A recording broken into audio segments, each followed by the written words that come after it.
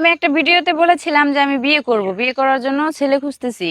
তো কিছু কিছু প্রবাসী ভাই আছে যারা ফোন দিয়ে বলে, তোমার ওড়নাটা একটু সরাও, তোমার জামাটা একটু উঁচা করো, তোমার ওই যে কি বলে মানে পায়জামাটা একটু সরাও দেখি ভিডিও ফোনে। কেন ভাই? আমাকে দেখে কি মনে হয় যে আমি বাজে মেয়ে? হ্যাঁ ঠিক আছে, আমি বিয়ে করতে চাই, তার মানে তো এই না যে আপনারা ফোন দিয়ে আমাকে বাজে প্রস্তাব দিবেন বা বাজে কথা বলবেন, আমার সবকিছু দেখতে চাইবেন, এগুলা তো ঠিক না। হ্যাঁ ঠিক আছে, আপনারা ফোন দিছেন বা যোগাযোগ করতেই পারেন বিয়ের কথা বলার জন্য। আছে না এরকম কিছু, অনেক কিছুই তো আছে। তো এরকম বাজে বিহেভ করেন কেন আপনারা?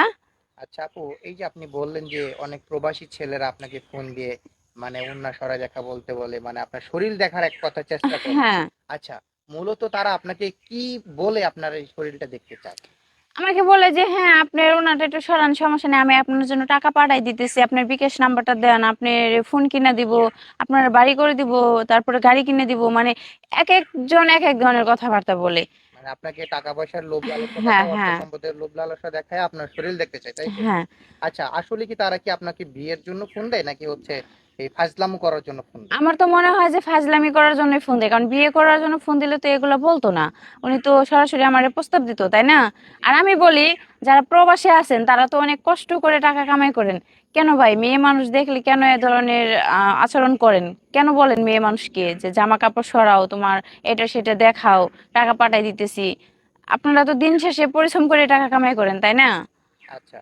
আচ্ছা আপু, মানে মূলত আপনাকে এরকম কতজন প্রবাসী মানে অফার করেছে যে আপনাকে মোবাইল কিনে দিব, টাকা পয়সা দিব, কাপড় খুলে দেখাও, এরকম কতজন প্রবাসী আপনাকে অফার করেছে?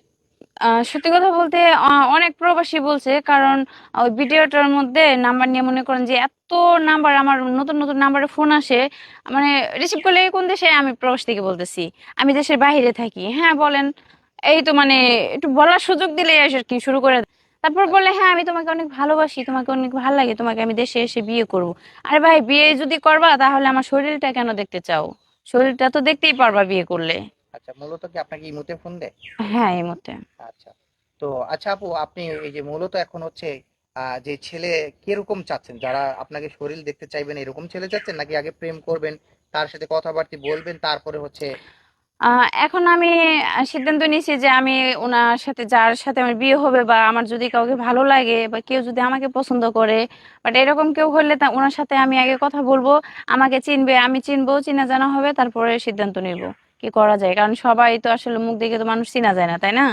অবশ্যই আমি জানি না মানুষটা কিরকম বা মানুষটা জানবে না আমি কিরকম, অবশ্যই চিনা জানা দরকার আছে। আচ্ছা, কোনো প্রবাসী ভাইয়ের সাথে যদি আপনার সেই ভালো সম্পর্ক হয়, তাকে যদি ভালো লেগেই যায়, সে প্রবাসী ভাইকে যদি কিছু দেখতে চাই, আপনি কি দেখাবেন? বা যদি মনের মিল হয়ে যায়? দেখেন এটা আসলে একান্ত পার্সোনাল বিষয়।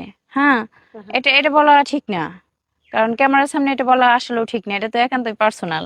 তো কারোর সাথে যদি আমার ভালোবাসা, প্রেম ভালোবাসা হয়ে যায়, মনের মিল হয়ে যায়, তার সাথে আমি কি করব না করবো এটা তো আমি ক্যামেরার সামনে বলবো না। আচ্ছা আচ্ছা, এটা কিন্তু পার্সোনাল বিষয়। হ্যাঁ। আচ্ছা। তো আপু, এই যে এবার এবার কি আপনি ফোন নাম্বার কি আপনি ভিডিওতে দিবেন আর? না আমি আর ফোন নাম্বার দেব না।